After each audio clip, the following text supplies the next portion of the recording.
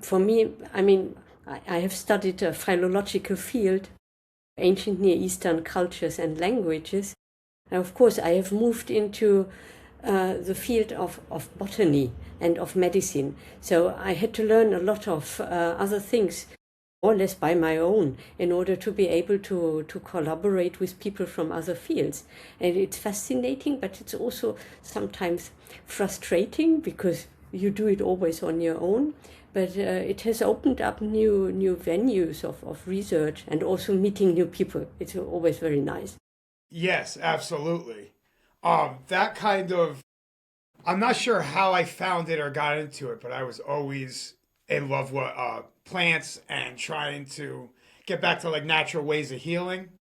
And Yeah. then when I realized how much knowledge was left behind that we could be researching, I kind of got into the ancient pharmacology realm. Yes. And then, like, that's where I want to stay. I love it there. It's very interesting. It combines almost all of my passions and interests. I love history. I love, yeah, it's a good place to be. Yeah, I'm dealing since about 30 years with the healthcare system of ancient Mesopotamia. And I started a little bit with therapies that would combine incantations and some rubbing. And then I got to know one of the pioneers in ancient Near Eastern or ancient Mesopotamian medicine, so the German Franz Köcher. And so I learned a lot from him, and I went on with his project on medicinal plants, because then I started looking at cuneiform medical recipes. And you always have lots of names of medicinal plants. Of course, after years and years and years, always seeing these names, you start thinking, and what is it? What plant is it? Did it Yeah. help? How did it help? What knowledge did they have some 4,000 years ago about medicinal plants? I mean, it's something you find in all cultures. And so I came to the work I'm doing at present, is trying to identify, taking just a plant name, and to see how far I can go to, or what information is needed to be able to identify it. I always say identify in quotation marks, because it's never really 100% sure. Right.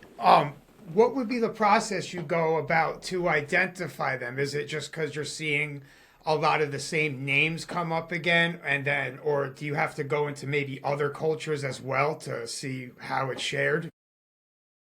It's a very complex system, and actually, it's not that I invented it. We were a group of four people, another archaeologist and semitist, and one archaeobotanist and one botanist.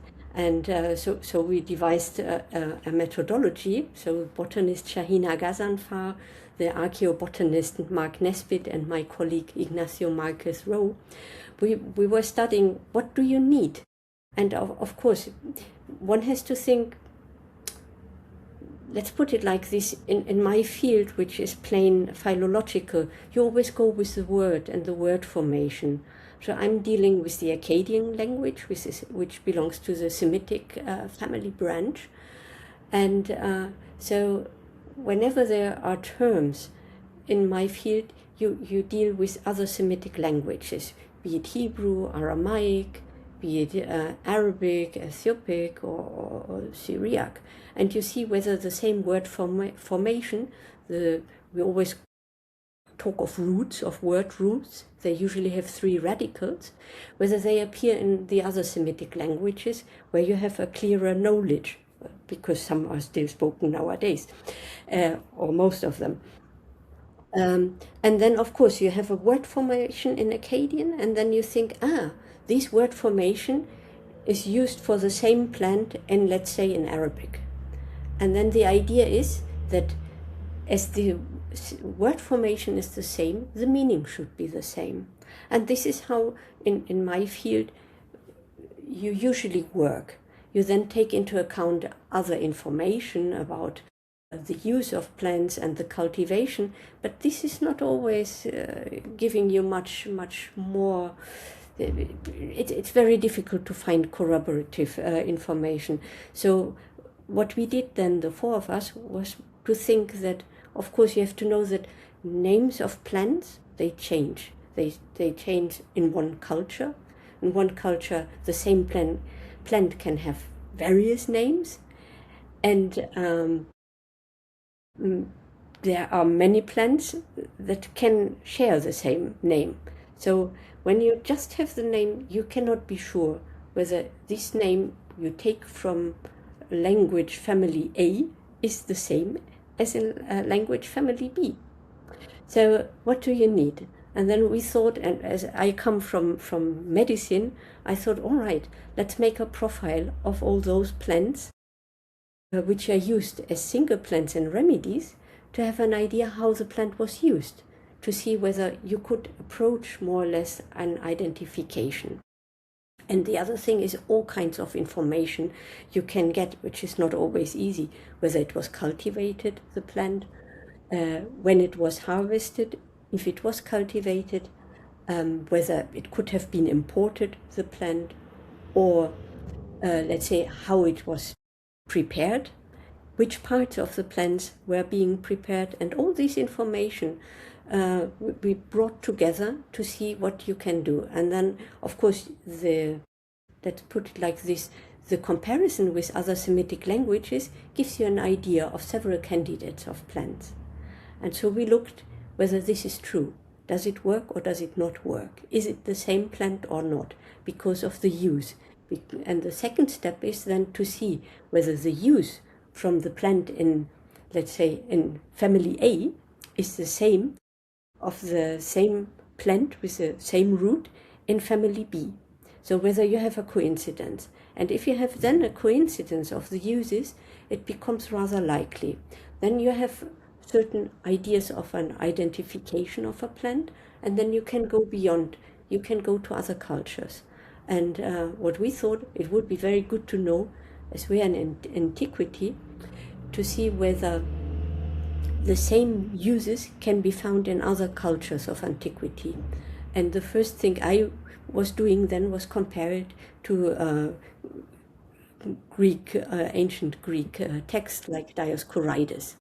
And there I could see that there is really something where you have some very basic medicinal plants in ancient Mesopotamia. They were known already, and they were nearly 1,000 years known to ancient Mesopotamians before Dioscorides wrote his immense book of 5 volumes on medicinal ingredients. Do you think that Dioscorides was borrowing maybe from this area? This is a question which haunts me. I would like to be able to show a true connection. I mean, I have published, I think, last year an article with comparing some plant uses of ancient Mesopotamia with plant uses that appear in Dioscorides. They're nearly exactly the same, but they are common plants. So, and you cannot do anything with a plant. So there is still the doubt whether we cannot discover more or less at the same time or at different times without having a connection certain plant uses. Now, there are some things which have made me think that maybe he had some access to the knowledge. It's Dioscorides very seldom prescribes amulets. So you can use plants not only as medicinal ingredient, but of course you can use it also if you hang it around the neck as sort of to expel evil demons or diseases or whatever. So it would be a true magical function. And Dioscorides apparently uses only 3 times an amulet, which is highly unusual. And one of these uses for one plant, which is plantain, greater plantain or ribwort, it's a very, very common plant. You find it in any culture. In ancient Mesopotamia, this plant, the root of the plant, was used as amulet. and Dioscorides also uses the same plant as amulet for the same causes, for dog bites and for some skin sores, which cannot be a coincidence. This only one example made me think that maybe he had access to the knowledge, but of course I would like to have it sure, to make sure how it could have reached him. You always can speculate, and there are many hypotheses. You have, of course, commercial trade. We know that already in ancient times physicians were traveling around. We know that Herodotus went to Babylon. So there have been many exchanges possible. But of course, you always would like to have it in a written form to say, this is my fact. This is and this is what we don't have at present. And maybe it could be through the spirituality, the divination that the cultures kind of share between ancient Greek and Babylonian gods. A lot of times they are relating these plants to gods, and maybe that can transfer over. I'm not, positive. Yeah, it might be that you have associated with some gods, or you see a cult where you have, let's say, sacrifices, or you identify deities with plants that but I think it's difficult. I think that the religious aspect you might borrow, but in a different way. So we have, for example, just to tell you, we have some names of gods, ancient Mesopotamian gods, which appear then in later time in magic bowls written in Aramaic, and there the names of the gods have turned into the names of demons. So it's not actually the same. It's difficult to go with the religion. You have some aspects and you have some echoes, but it's different. It's adapted to the customs of the other culture. Yeah, and I mean, do you think as well, when you get into the religious aspect, that tends to be an area a lot of people don't want the evidence really coming from? Yeah, but I would say, at least coming from ancient Mesopotamia, you have divination, which is a different, let's say, branch of inquiry. So you have the practice of divination, and of course there are some divinatory practices you also have in other cultures. But let's put it like this: how you link a certain ominous feature with its outcome, this is a bit different. So there you cannot, you will probably the practice, which is similar, but of course the way how you link the meaning with what you see, this is different. Right. And so when you got into this training in Assyriology, this was in the 90s, right? In the 2000s? Late 80s. Late 80s. Okay. Yeah. Wow. Yeah. So your early works, were you working, what time did you get to the tablets of Nineveh, or the Nineveh corpus? Actually, already with my PhD thesis, which was on physiognomic omens, which is divination. So it's the forecast from the features of the body, not only of the face, which you usually have, but the whole body, what it means to about the person. What does it say about the destiny of a person? And so I went to the British Museum, which houses one of the greatest cuneiform tablet collections we have, and especially tablets from Nineveh, from Ashurbanipal's great libraries. And so I went and stayed there 1 year to see whether I could identify more previously unknown text fragments, and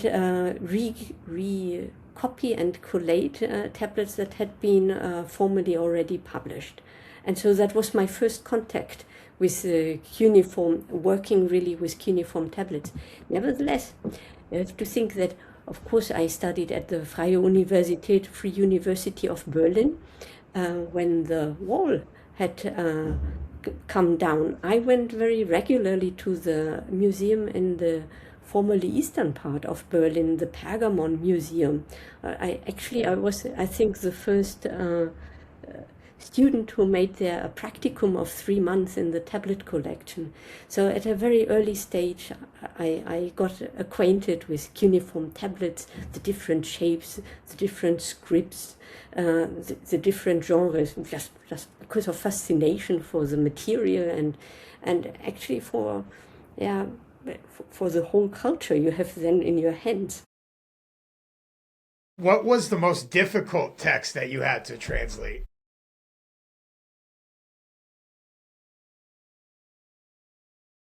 There are various texts that were very difficult to translate. I think one of the most difficult one I had actually with my PhD thesis.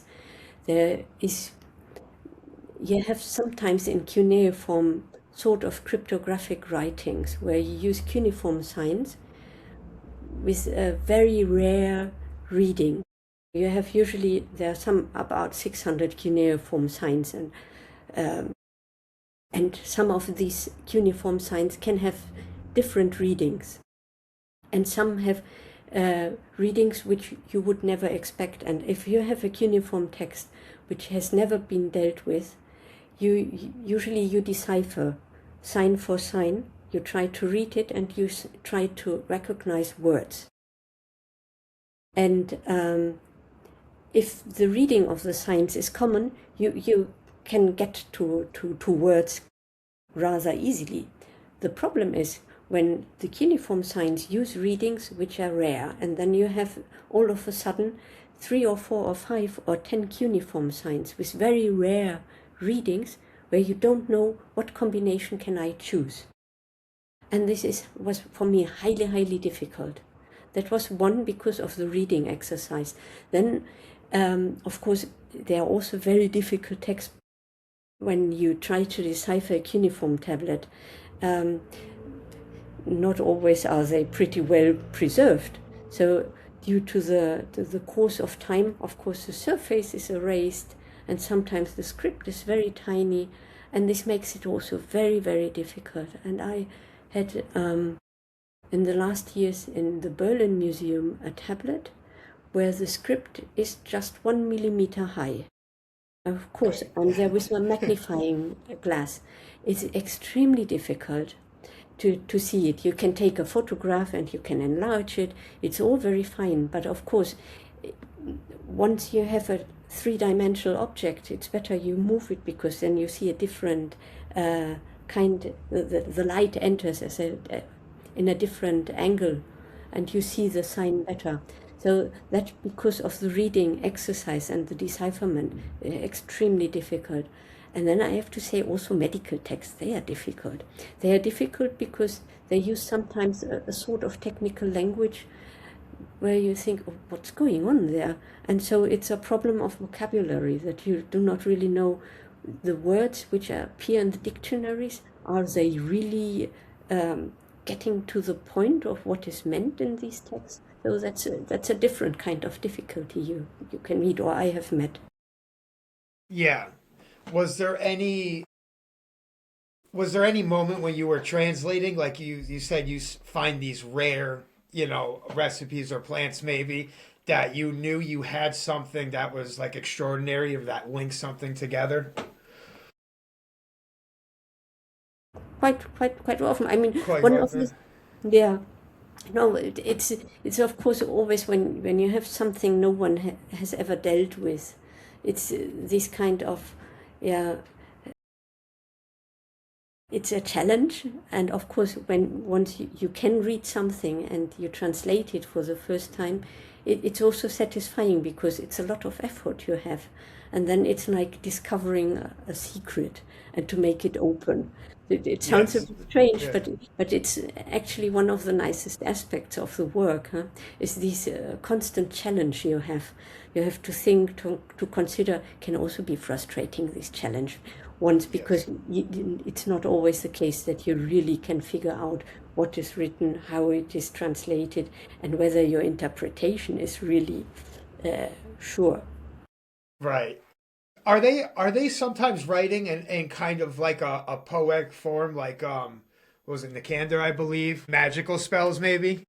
Yeah, I don't know what you mean. I mean, there are different ways of writing uniform and of structuring uniform, and sometimes you see from the tablet what kind of text it is, whether it is a poetic one or whether it is literary text, whether it is it's simply a list, a shopping list, or whether it is a law code. I mean, this you can see. I don't Yeah, know I whether didn't. I understood your question well. Well, I was saying, do they hide recipes in like Ah, poems? Yes, that's what I was saying. I hide recipes. They don't really hide recipes, but what you can find from time to time is an indication at the end of a text that the initiated one only should show it to another initiated one. So it's this idea that you keep more or less the knowledge for yourself. Yes. This is different from what you say, but that they really hide it. I Well, think I this know. is, I feel like in the Greek more so, they. I feel like they were talking about certain plants that you can use. Maybe if you're in a cult, right? A lot of these cults use certain languages that would yeah. resemble gods or something to plants, certain Ah, recipes. now I know what you mean. Yeah, I mean, you have the phenomenon which has been discussed rather recently that some plant names have very strange names. So they are plants, but they receive what very aptly has been termed perplexing names. So you have, for example, some plants, you have suddenly, it's called the tail of a mongoose. And so you don't really know what they are. So I know that my former mentor meant that they are code names, they are secret names because you want to keep your knowledge. But there have been many scholars who have said, no, they are not secret names. I think one has to think of plant names we use nowadays, like dragon's blood. This is not a secret name, it's a popular name. So very often some of these funny names are simply common popular names or making fun of some aspect of the plant. For example, this tail of a mongoose refers to a plant which, together with botanists, we have identified as licorice. And of course, the plant itself has a very strange root. With some imagination, you can think, yeah, that might be an association with a mongoose tail because they really have something in common. But this you cannot say with all these strange names. But I think it might be a mixture. So there might be nicknames. There are some texts I had figured out which is very strange and it hasn't been really explained. So many of these strange names or nicknames you can find in recipes for abortion or which have to do with the healthcare system of women, which might point to the fact that because they were effective, they got different names, or simply the people who made these treatments originally came from a special argot, and so they used it. So you don't know. So there is indeed this question: is it really a coded name or not? It can be, but it needn't be. Okay, all right. And what got you to into starting? Like, what was your moment you realized that a lot of these practitioners were a lot more sophisticated than we had previously believed? I know that's where your research really Yeah, comes through. yeah. It's a very nice aspect of the work because you always think you go back in time, you belittle a little bit the knowledge and the possibilities of people before technology. But of course, they had an immense experience, an immense capacity of observation. They were calculating even the length of the lunar year to, I think, different to nowadays is some nanoseconds. So Yeah, so you see, they were really spirited researchers, if you would like to say it like this. And it's what I saw is that you really have to take all these texts very serious. You have to take it as really the output of erudite people. There's always a mixture that you have some humbug things, but of course, I think it's the respect you should have for culture which has lived without electricity. So about these practitioners, about these healers, if you were to walk into a practitioner's hut back, back in ancient Babylon, what would it be like? What do you think the first thing the healer would do? I don't know whether I would go to the healer or the healer would go to me in order to earn his living, huh? to begin with. He would probably first check what, if the healer comes to me, let's say I'm sick and I need someone to look what has happened to me because I don't know, my family doesn't know, and people who are a little bit more acquainted with some medical stuff do not know either, then I would call a physician. If I would belong to the elite society, and I would be able to afford it, then what the physician would do, the physician would go and would approach my house and would observe first anything that would happen on his way to the patient, because this we know because we have a companion, a divinatory companion of prognostic diagnostic omens, and the first chapters are about what a physician sees when he is on his way to the patient's house. So anything which that could give him a clue about the nature of the disease or about the life expectancy of his patient. So that he would do first. Then he would, of course, enter, and then he would start with his examination, which would be probably slapping the cheek a bit. You would probably have to show your tongue. The pulse he probably wouldn't take, but he would probably start smelling. He would ask for the color of your urine. He would probably ask the family members whether there were some derangements. Then he would probably also ask whether you followed all the religious customs and all the prayers and all the sacrifices, because he would need to find out the reason of the disease. And so then he would simply check the coloration or discoloration of body parts. He would check how you would react when he would talk to you. And then he would come to his diagnosis and would probably prescribe or mix something and give it to you. But I wouldn't like to be in the position of an ancient Mesopotamian patient, because the anatomical knowledge was probably not as well developed as ours. Were they kind of using, was this like related to like the four humor system,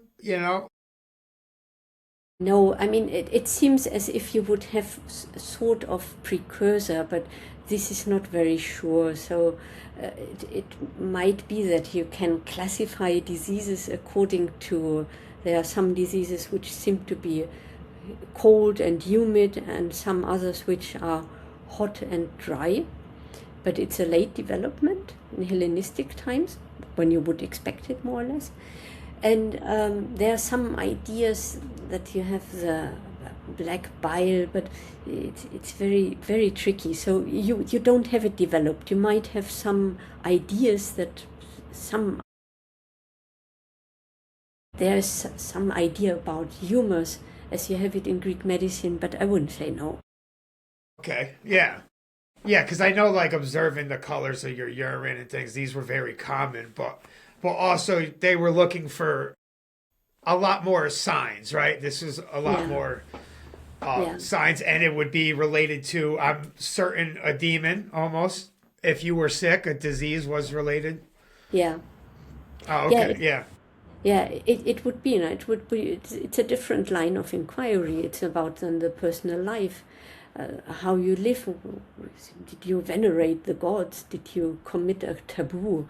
Or had you been in touch with a cursed person? All this had to be figured out, because all this could result into a disease. But there are also some texts where you see that they had a certain understanding that you could catch a cold because of bad weather, getting too cold, or because of fatigue. So it's a strange mixture. So if you were to open the practitioner's medicine cabinet, what do you think he would have? What kind of herbs and plants would he have in there at all times, maybe? Or maybe some fun ones. And probably he would have some, I mean, there are some plants which are used with a very high frequency. So he would probably have, it depends whether he would know what expects him.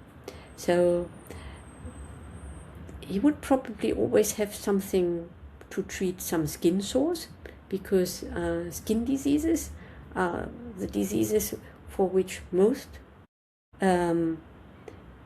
medicinal plants are used. So he would have something like, he could have some ribwort.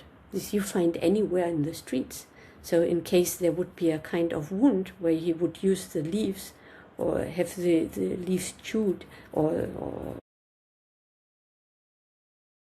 minced, which he would then put on open sores, that he could have. He probably would also take along some kind of narcotic in case of pain.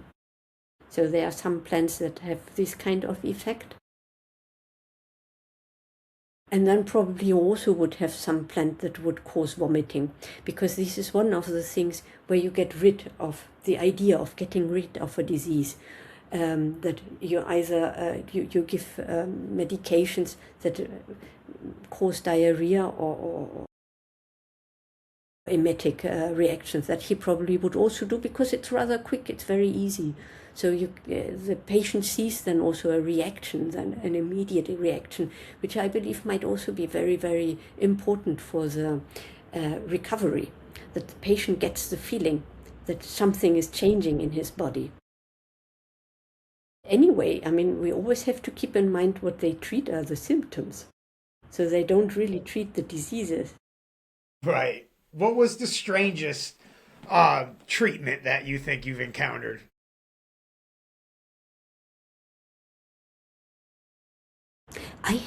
There is one text which is very, very funny.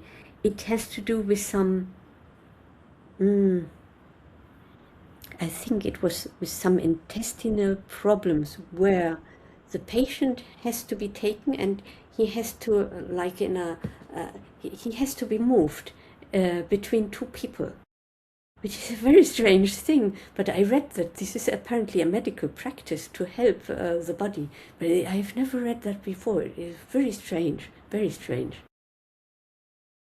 Um, so why do you think that Mesopotamian medicine was so overlooked then, as far as like being compared to Greek medicine? Uh, I mean, you have to think that the field of ancient Near Eastern cultures and languages, it's a very small field. We have very few people, less even who are dedicated to what is ancient medicine, and it's very difficult to read. It's a relatively modern field, has nothing to do with Greek medicine, and which I think is probably one of the main problems. It is not very, or it has never been very attractive to historians of medicine, because many texts include incantations and some kind of rituals, so that you get the impression, oh, it's all magic. And of course, there is this mixture, but I think one can see that there are different strands going together in a healing therapy. But I think basically it's young. Then it took many years until you got the first translations. I mean, there are now many translations of medical recipes available, which has nothing to do with the situation 100 years ago. But of course, sometimes these translations, because it's the first translation of a text, it's very close to the wording of a recipe. And I know from experience by talking to people from other fields that the translations we as urologists produce are sometimes only to be understood by other urologists, but not by people outside, because they are sometimes very literal. Sometimes you really don't know what does the text say, and this is another problem.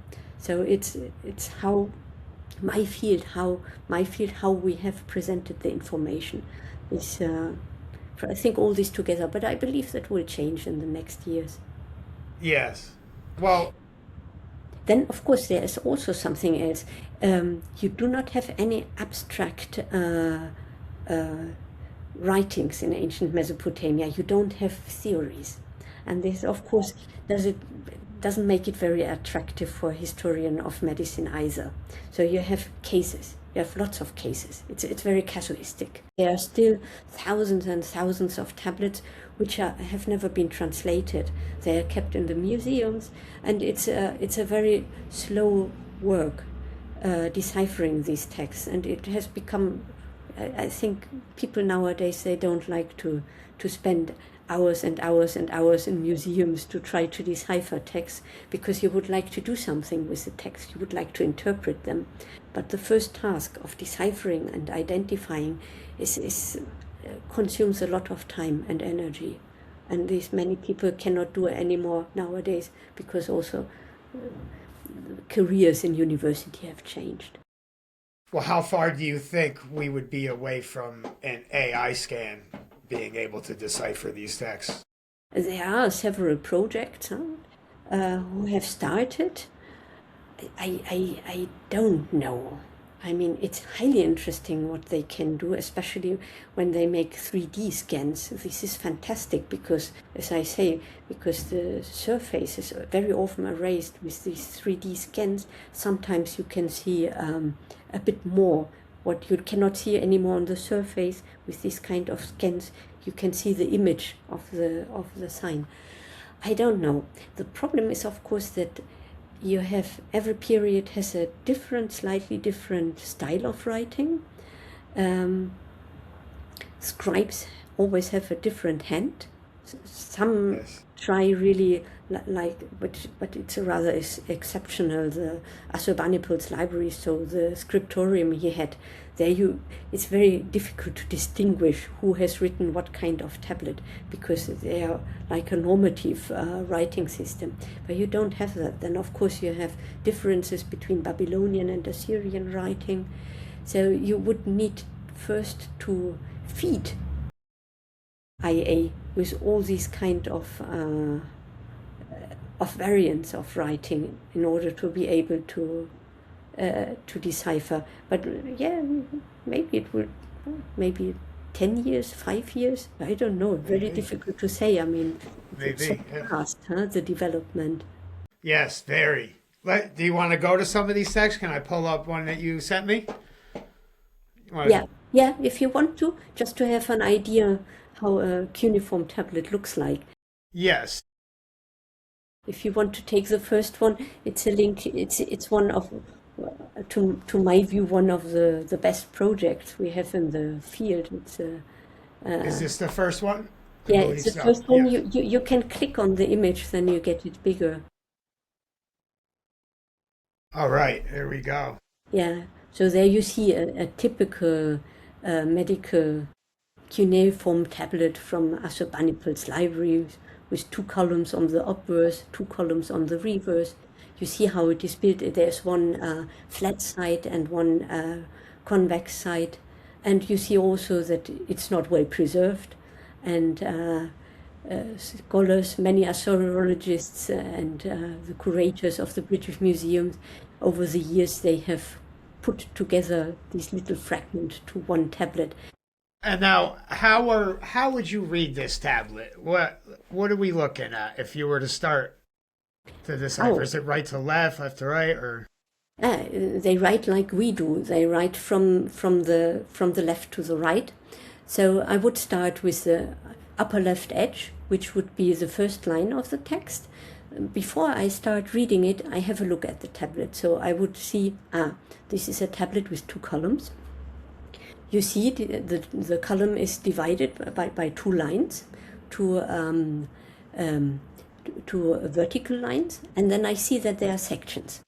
So this gives me an idea, so it is structured. Let's see how is it structured. And would simply start with the first line, which probably would tell me if you have the transliteration just there in the box beside.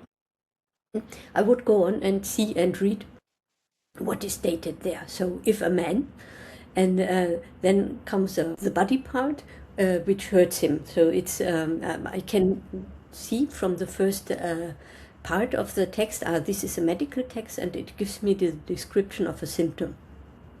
And so I would go on reading these texts. Let's have a look. that's probably very hard for you to see. So, No, it says it. So if the upper part of the belly hurts him, and then at the end you have, he is sick, this man, Nabi, which is Amelushu, Gik, Marut, he is sick of Kerbeno, this is the name of a disease. And then you have in the second line a list of ingredients, where we have then the recipe. It has the first one is garlic, then you have probably leek, then you have meat parts, then you have wine, and this is what you use to heal him. wow. And that, like, I look at that, it must be so difficult and take a long time to learn how to read that. You are trained. I mean, you read it, you learn it when you study it, and let's put it like this, I think there are hardly any astrologist who would be able to read such texts like a newspaper. It always depends. I mean, you don't see it, but these kind of medical texts, they use a combination of logographic writings and of syllabic writings. So whenever you have first to recognize what is a logogram, and then of course this logogram is used for Sumerian, the other great cuneiform language. So they have a combined writing system, which makes it difficult because you have to see whether the sign I have is a has a logographic meaning, or it has a syllabical meaning. Now, when you say logographic, is that like a hieroglyphic almost? Is that like Yeah, they work in are the you same like way. picturing the Yeah, word? Okay. it's the same way. So they have this combined. It comes from it's how cuneiform writing has developed. So cuneiform writing was invented, or it was invented for the Sumerian language, and the Sumerian language, they used rather word signs, logograms, to express. And then later they would use some of the word signs, reading them and turn these word signs into syllables.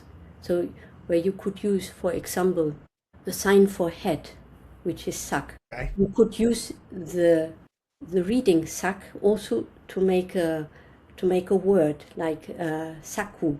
Okay, I see. Yeah. So I don't know whether I explain it too well. So and this kind of combination is inherited by in the Akkadian writing system, and there are ways of writing, and especially when it is let's say a scholarly writing, where they have this awful mixture of logographic meanings, or logographic, which refers to a word, or the same sign which then can refer to a syllable, which makes it difficult with the decipherment. There are other text genres that only use syllables. For example, letters. People at a certain moment in time second millennium. So many people could write, and they would use a reduced repertoire of cuneiform signs, and they would basically use syllabic signs. But once you become more erudite, you want to boast also a bit of your knowledge, and so then you Yeah. would make a mixture. This is the other tablet that Yeah, you yeah, had shared with me. yeah. So Let's see. this is a bit of a different tablet, huh? It's basically, we have a look at it, you see that there are columns, several columns. Actually, if you make it bigger, you can see that it should have three, One, two, yeah, three. four, Okay. five, six, Four, huh? five, six. Right. Yeah.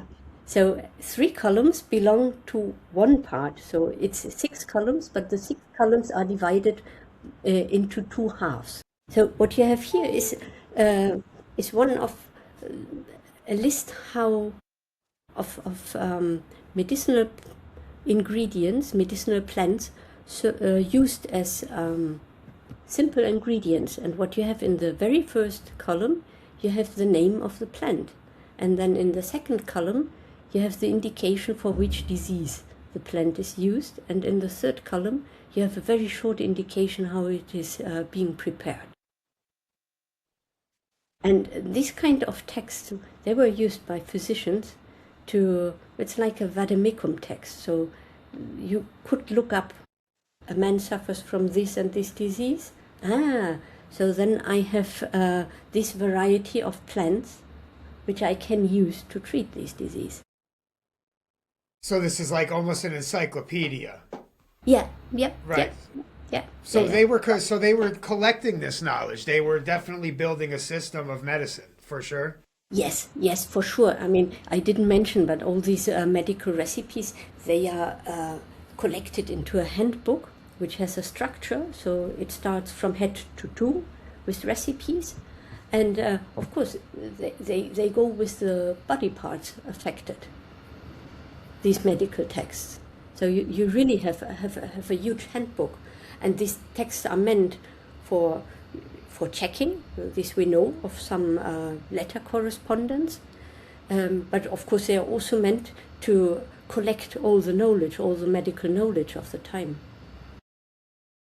And so what kind of things did they understand as far as like did they understand um, you know, even mental stress on the body? Yes, of course, you have to think that they were very, very careful observers.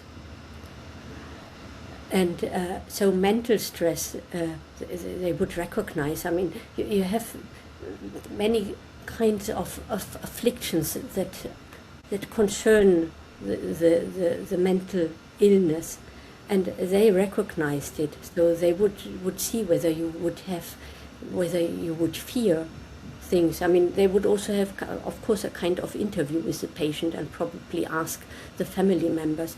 But yes, they recognized if a person was depressed or how to read the signs in the body. Yeah, and even with diet being very it was that very crucial to them as well, like the health of There were diet. some things you shouldn't eat, so there are some food stuff they recommend not to eat at certain moments, at certain stages of an illness. Yes, but you wouldn't have, let's put it like this, you don't have this theory. As you don't have a theory of the four humours, you do not have a dietary theory either. Ah, I see. I think this you would find in other cultures, huh? Yeah. But not in the ancient Mesopotamian one. You would have it for ancient India, for example. You also have ancient Greek, but you do not have really a system of dietary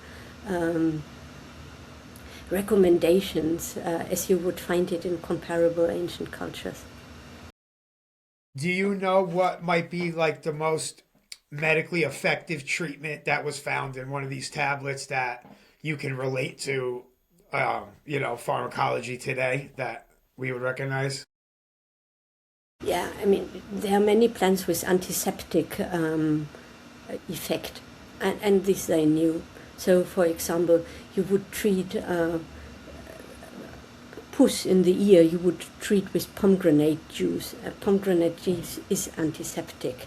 And so that they did, so they must have had a certain knowledge by experience. So there are many effects of plants we use still nowadays. As I told you, this ripwort, you can still use it nowadays. I mean, I tried it once to see how it works. Huh? If you're in the garden, you work there. I have some roses, and you get pricked.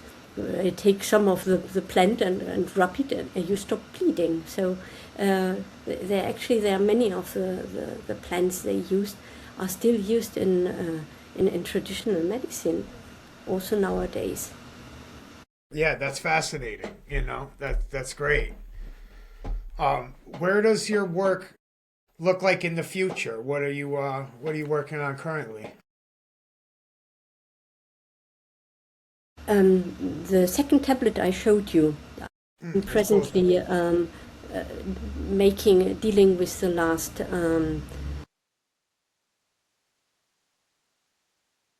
No, not this one.